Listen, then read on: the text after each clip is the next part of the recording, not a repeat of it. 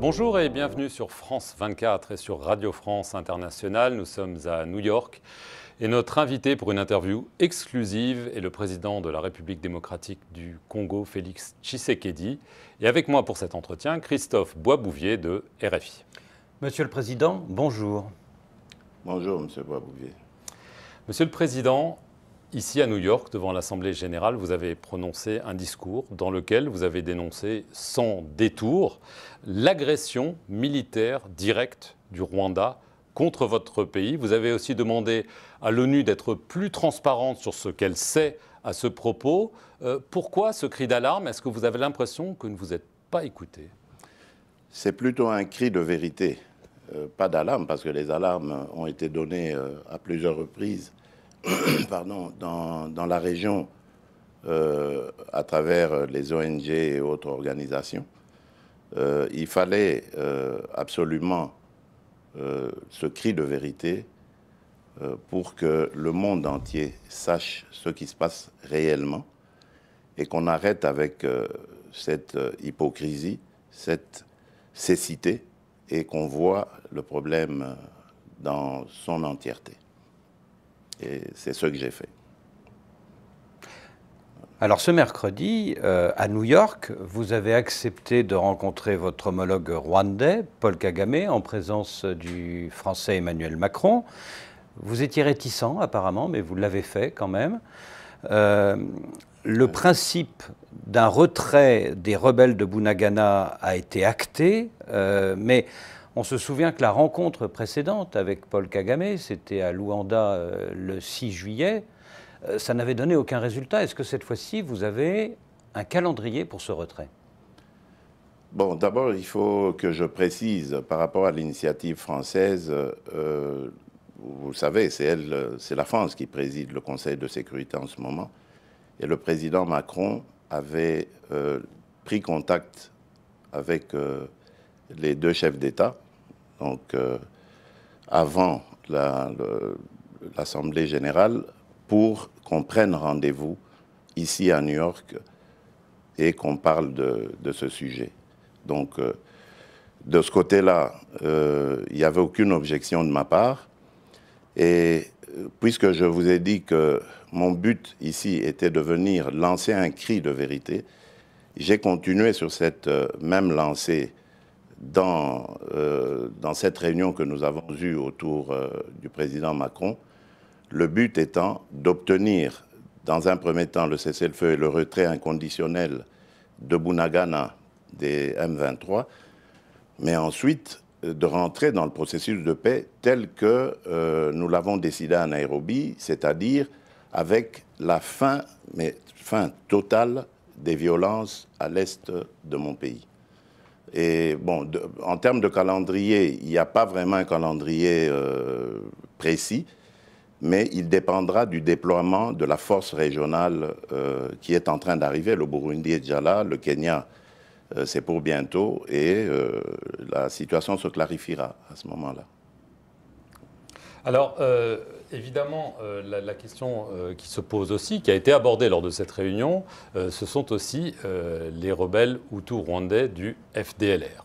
Le Rwanda dit depuis des années, attention, c'est un danger pour nous, c'est une menace pour nous, et en plus, l'armée congolaise laisse faire, voire plus. Est-ce que vous vous êtes engagé sur ce problème, ou est-ce que vous pensez que c'est une fausse excuse du Rwanda? C'est une fausse excuse, mais par rapport à ces accusations, je trouve que le Rwanda est de mauvaise foi et qu'il utilise souvent ce prétexte pour justifier ses incursions en République démocratique du Congo. Depuis que je suis à la tête de mon pays, nous avons rapatrié à 2 reprises des centaines de combattants des FDLR. C'est quand même une preuve de bonne foi. Et aujourd'hui, les FDLR, c'est une force résiduelle qui ne menace plus la sécurité du Rwanda. Vous avez dit. Elle ne menace plus la sécurité du Rwanda, en tout cas. Les FDLR sont plus un problème pour nous, Congolais, que pour les Rwandais. J'en veux pour preuve l'assassinat de l'ambassadeur d'Italie en République démocratique du Congo au mois de janvier de l'année dernière, M. Luca Attanasio, qui avaient été tués par des FDLR, qui sont devenus aujourd'hui des coupeurs de route, des bandits de grand chemin, et qui n'ont plus d'idéologie politique visant à regagner le pouvoir à Kigali. Donc c'est un faux prétexte. La vérité, elle est ailleurs, et c'est ça que le Rwanda doit dire. Voilà. Le Rwanda accuse aussi un certain nombre d'hommes politiques congolais et d'autorités locales de tolérer, voire d'encourager des attaques contre des populations tutsis congolaises. Quelles mesures vous comptez prendre pour empêcher que cela continue, notamment sur les réseaux sociaux et quelquefois dans la rue? Les mesures ont déjà été prises par la Constitution. Notre Constitution est très claire là-dessus. Elle condamne de manière claire toute allusion à de la ségrégation, à de la xénophobie, à du tribalisme. Ça n'existe pas dans notre pays en théorie.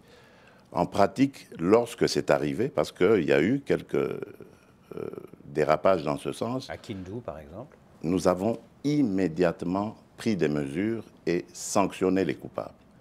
Nous ne tolérerons jamais de discours séparatistes, ségrégationnistes, xénophobes contre quelque communauté que ce soit des communautés congolaises ou étrangères vivant au Congo. Donc, dans le Congo que je dirige, c'est un fléau qui est appelé à être éradiqué. Et quiconque va se faire le chantre de ce genre de discours sera puni et de manière très sévère. Donc de ce côté-là, je ne veux pas qu'il y ait d'ambiguïté. Je l'ai dit d'ailleurs du haut de la tribune des Nations Unies, le Congo n'est pas et ne sera jamais un État génocidaire.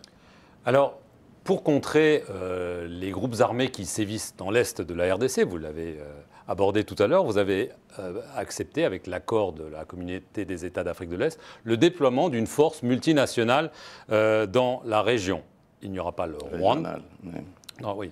Il n'y aura pas le Rwanda, mais il y aura d'autres pays, vous en avez mentionné certains, mais il y aura aussi par exemple l'Ouganda.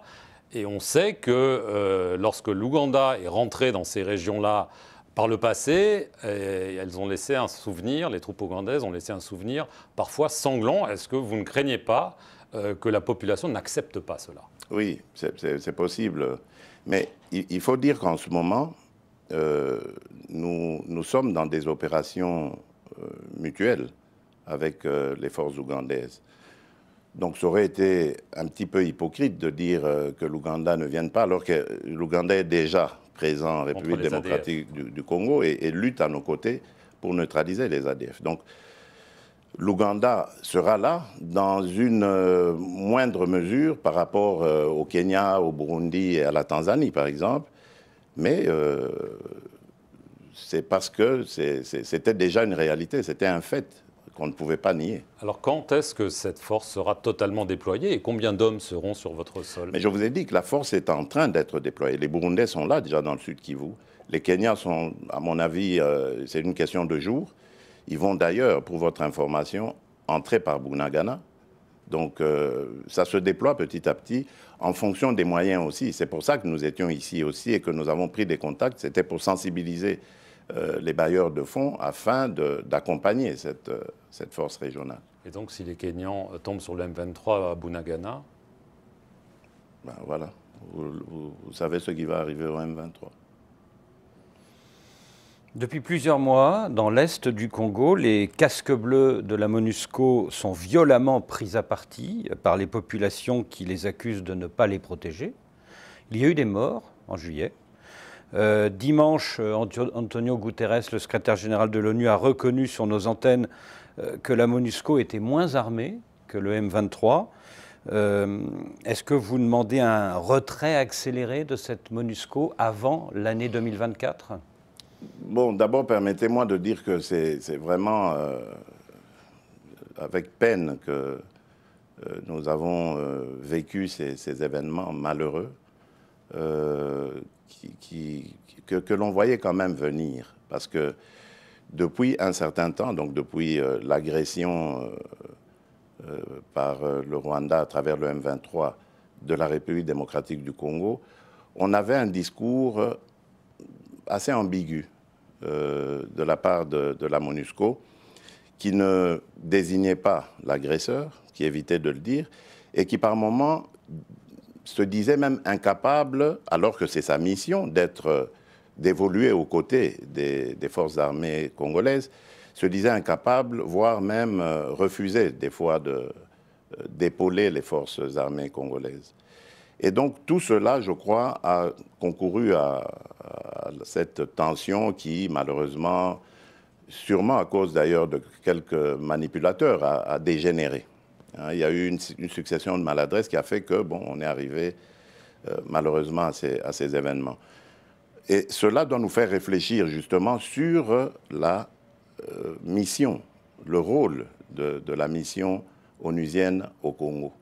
Et c'est à ça que j'avais invité le secrétaire général, lorsque je l'ai rencontré ici, Guterres, à faire comme exercice. Nous devons regarder le rôle que la MONUSCO doit jouer, parce qu'il lui reste très peu de temps, et pouvoir ainsi faire partir la MONUSCO sur une note beaucoup plus gaie, beaucoup plus honorable que celle auquel nous avons assisté en ce moment. Donc pas de départ accéléré. Il n'y a pas encore de calendrier de départ comme tel, mais je pense bien que la MONUSCO devra partir avant le délai prévu, c'est-à-dire 2024. À mon avis, au-delà des élections de décembre 2023, je crois qu'il n'y aura plus de raison que la MONUSCO... Donc la MONUSCO resterait jusqu'à la fin des élections et partirait après. À mon avis. Mais ça, je mentirais si je vous disais que c'est quelque chose qui a été convenu. Il n'y a pas encore eu de discussion sur la question. Mais je crois que de part et d'autre, on a compris qu'il faut réfléchir très sérieusement à la question. Et d'ailleurs, c'est peut-être ici l'occasion de saluer les interventions du Premier ministre belge Alexander De Croo et du président polonais qui ont attiré l'attention de la communauté internationale sur la question congolaise et sur la nécessité de régler le rôle de la mission onusienne en République démocratique du Congo. Et je crois que c'est dans ce sens qu'il faut aller. Alors, on parle de la MONUSCO, on parle d'une force d'intervention régionale. Évidemment, ça pose la question de votre armée, Monsieur le Président, parce que ça n'en souligne que la faiblesse. On sait qu'elle souffre de sous-équipement, on a parlé de corruption, de choses comme ça. C'est quand même un énorme problème et que vous n'avez pas réussi à régler jusqu'à maintenant. Oui, bien sûr. Tout simplement parce qu'on ne règle pas une question comme celle-là en quelques jours, en quelques mois. Il ne faut pas oublier que cette armée, elle est hétéroclite. Elle est composée de plusieurs branches. Il y avait d'abord les anciennes forces armées zaïroises, puis ensuite il y a eu les fameux Kadogo qui sont arrivés avec l'AFDL, puis nous avons eu des rébellions qui se sont conclues par des discussions, des accords. Et ces accords ont mené à des brassages, des mixages. Et tout ça, c'est plusieurs corps en un seul corps. Et ça fait que, bon, il y a des officiers qui continuent à obéir à leurs autorités anciennes, etc. Donc, tout cela, c'est à travailler.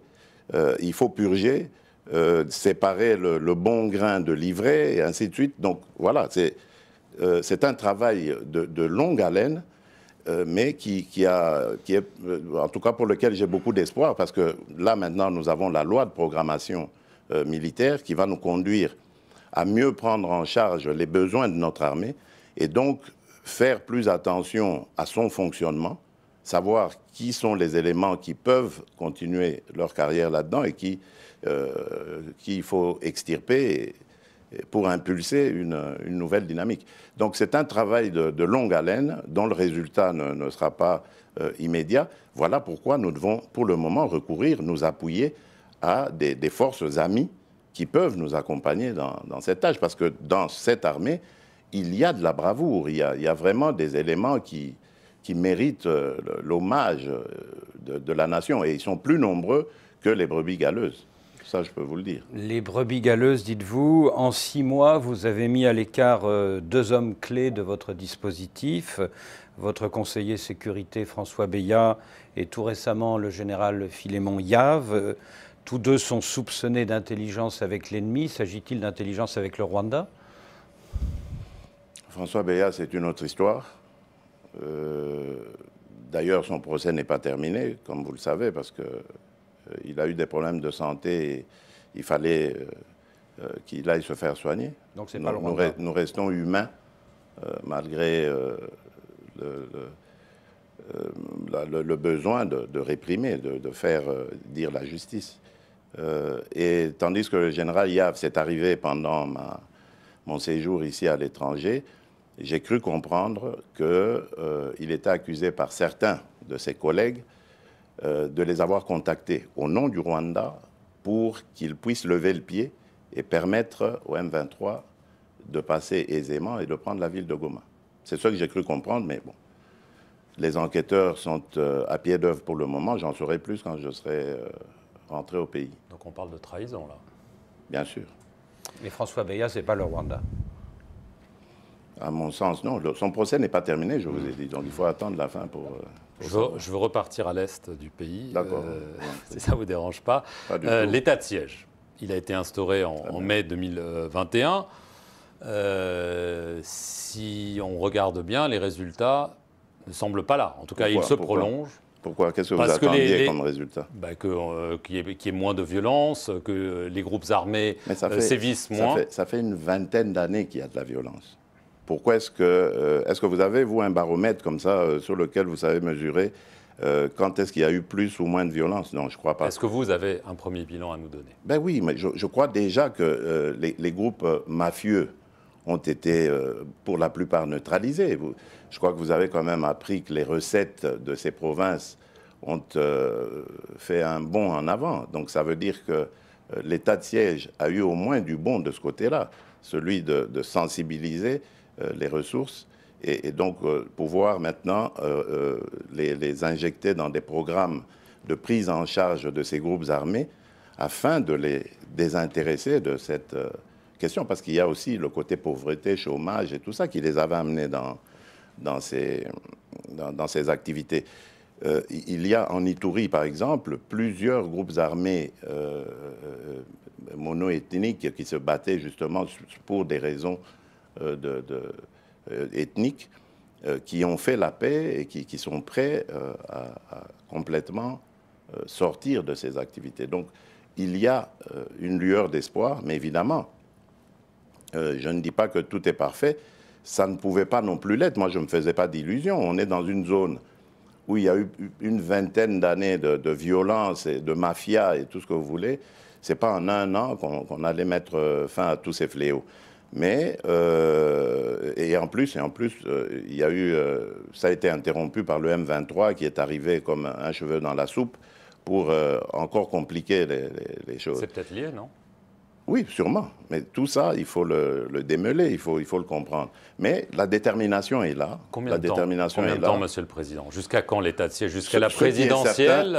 Ce qui est certain, c'est qu'on allait déjà faire un premier bilan. Je vous ai parlé du M23 qui est venu comme un cheveu dans la soupe interrompre tout. On allait, avant les vacances parlementaires qui viennent de se terminer maintenant, donc au mois de juin, on avait prévu une table ronde avec les élus, la société civile locale, pour voir ensemble et évaluer vraiment de manière franche la situation de l'état de siège. Malheureusement, on a dû tout interrompre pour faire face d'abord à cette agression.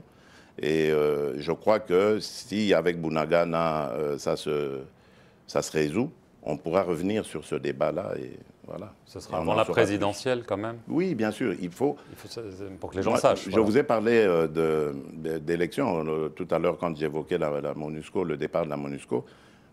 Je crois que les élections seront... En tout cas, moi, je n'ai aucune raison, je ne suis pas à la CENI, mais je rencontre souvent, enfin quelquefois, le président de la CENI, et parce que je veille à ce que l'accompagnement de l'État soit là, surtout au niveau des finances. Et à chaque rencontre que j'ai avec lui, je lui pose toujours la même question. que j'appelle maintenant question traditionnelle, c'est-à-dire est-ce que les élections seront organisées dans les délais? Il m'a dit il n'y aura aucun problème. Donc je n'ai pas de raison de douter de lui, c'est lui l'expert. S'il le dit jusqu'ici, moi mon travail c'est juste de veiller à ce que le ministre des Finances fasse le sien aussi en donnant les ressources nécessaires pour faire avancer le processus. Oui, mais tout de même... Donc, je pense que ça devrait aller. Oui, mais tout de même, Monsieur le Président, il y a ce rapport du PNUD révélé par Africa Intelligence qui dit que le scénario d'un report est désormais probable. Il y a le fait qu'il n'y a pas de calendrier électoral encore pour l'instant. Faites très attention à ce qui a été publié là. Faites très attention parce qu'il y a eu beaucoup de manipulations. J'ai vérifié auprès des responsables du PNUD eux-mêmes. Ils n'ont pas affirmé cela. Ils m'ont dit très clairement qu'ils n'ont jamais émis d'avis pessimiste. Jamais. Donc ça, c'est une récupération qui est sûrement l'œuvre de nos opposants. Hein. Et aujourd'hui, on sait comment on peut manipuler les médias et tout ça. Donc voilà, c'était ça le but. Mais il n'y a pas de Parce qu'il y a des forces obscures en République démocratique du Congo qui ne veulent pas de ces élections. Si vous voyez ce qui se passe, par exemple, à l'Ouest aujourd'hui, qui ressemble presque comme deux gouttes d'eau aux violences qu'on voit à l'Est. Dans le Maï-Dombé. Ben voilà, donc c'est clair. Mais il n'y a pas de calendrier. Il y a une main noire qui veut saboter. Le calendrier viendra. Ce n'est pas le calendrier qui... on est à plus d'1 an encore des élections. Ce n'est pas le calendrier qui va faire les élections. Ce sont les électeurs. Il faut les enrôler. Voilà, c'est ça qui est plus important pour moi. Le calendrier, on peut le faire... en dernier lieu, en dernière minute. Alors, l'opposition... Oui. L'opposition vous accuse d'avoir placé à la tête de la commission électorale, la CENI, et à la tête de la Cour constitutionnelle des hommes à votre main, et donc de vouloir verrouiller le scrutin et être sûr d'être réélu, parce qu'on sait que vous allez vous représenter. Je trouve que c'est une insulte à l'intelligence de ces deux grands hommes, et je ne suis pas le seul à le dire. Le background de Denis Kadima, par exemple, en termes d'élection, n'est pas... C'était le meilleur, d'ailleurs. Il avait le meilleur profil de tous les candidats présidents. Donc, je ne suis pas le seul à le dire.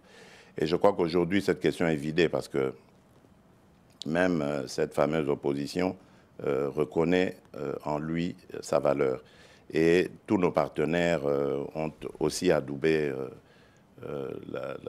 l'individu, donc il n'y a plus de raison de douter de ça. Quant au président de la Cour constitutionnelle, il a été choisi par ses pairs, ce n'est pas moi. Donc c'est un faux procès que l'on me fait en m'accusant d'avoir placé quelqu'un. D'abord, ce n'était pas mon homme de main, je ne le connaissais pas. Avant qu'il soit président, je ne le connaissais pas du tout. Je l'ai connu juste au moment où il a été nommé à la Cour constitutionnelle. Donc, avant ça, je n'avais jamais eu de contact avec lui. On peut le vérifier. Votre bilan, depuis 3 ans et demi, est fortement critiqué par l'opposition. L'arrestation, c'est ça la démocratie. L'arrestation, il y a quelques semaines, de votre ancien compagnon UDPS, le député Kabound, suscite beaucoup d'interrogations. Alors, vous êtes... Des interrogations sur sur la raison. Il a été arrêté pour offense au chef de l'État, mais beaucoup s'interrogent sur le fait qu'il soit en prison pour ce délit. Et est-ce qu'il ne faudrait pas qu'il soit éventuellement placé en résidence surveillée? Ça, c'est à la justice de voir. Moi, je ne suis pas cette affaire. Vous êtes donc candidat en 2023, mais est-ce que des opposants, des personnalités comme Martin Fayoulou, qui continuent de revendiquer la victoire de 2018, comme Moïse Katumbi, comme qui sait un candidat pro-Kabila, sans parler de Matata Ponyo, est-ce que ces gens-là ne risquent pas de vous mettre en difficulté sur le thème « il faut sortir le sortant, il faut un changement » ? C'est le peuple qui décidera. Pourquoi est-ce que vous voulez que moi je me mette à spéculer sur... je ne suis pas Dieu le Père. Je ne connais pas l'avenir. Moi, je vis au quotidien et j'écoute mes compatriotes et essaye, dans la mesure du possible, de répondre à leurs besoins, à leurs revendications. Le reste appartient justement à ce peuple. C'est lui qui décidera, le moment venu, de qui peut présider à Mais vous sa semblez destinée. confiant, vous pensez que... Moi, je suis très confiant. Mais qu'est-ce qui vous rend confiant, justement, face à toutes ces critiques que vous essayez de la part? Les réalisations, nous en avons fait énormément. Regardez notre budget, regardez la gratuité de l'éducation. Aujourd'hui, nous sommes à la gratuité de la santé. Les infrastructures sont en train d'être construites. Et il y a ce fabuleux et ambitieux programme de développement à la base, c'est-à-dire de développement des 145 territoires, qui fera date, dont le PNUD d'ailleurs a dit que c'était le plus beau programme de toute l'existence du PNUD. On n'a jamais vu ça. Et il permettra à la République démocratique du Congo d'atteindre 12 des 17 ODD. Donc c'est pour vous dire que nous travaillons pour notre peuple, nous sommes au service de notre peuple. Évidemment, ce pays, il revient de loin. Monsieur Boisbouvier, ce n'est pas à vous que je vais décrire l'image que la République démocratique du Congo avait dans le concert des nations. Ne fût-ce que pour entendre la voix de la République démocratique du Congo, c'était impossible. Le pays était devenu aphone. À une époque, oui. Et nous avons réussi à ramener le pays à l'agenda international. Aujourd'hui, on parle de la RDC, on parle de nous comme pays solution au niveau environnemental. On parle de nous comme pays d'avenir, parce que nous avons une jeunesse formidable, ingénieuse, qui est prête, qui est très dynamique, prête à servir. Il faut simplement encadrer tout cela. Et c'est à cela que nous attelons. Et nous sommes convaincus que les choses, le moment venu, vont être appréciées par nos compatriotes et ils nous renouvelleront leur confiance. Donc il n'y a vraiment pas d'inquiétude de ce côté-là. Excusez-moi, j'ai juste une... C'est pour ça que l'opposition a peur d'aller aux élections, d'ailleurs. J'ai juste une petite question sur quelque chose que vous avez dit qui m'a intrigué. Vous avez parlé d'une main noire. Oui, bien sûr. Mais vous parlez quoi? De possibles coups d'État, de déstabilisation? Bien sûr, mais il y a ça. Par des puissances étrangères ou non, oui et non. Enfin, on est en train d'élucider la question. Les arrestations que vous voyez là, dont on a parlé dans l'armée, ne sont pas le fait du hasard. Il y a réellement une main noire. Poser la question à notre gouverneur, la nouvelle gouverneure de Mai-Ndombe, qui suit la question de cette insécurité de très près, que j'ai reçue juste avant de venir, elle en parle.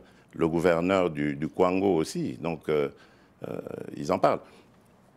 Parce que de ce côté-là, on n'a jamais vu ce genre de fait.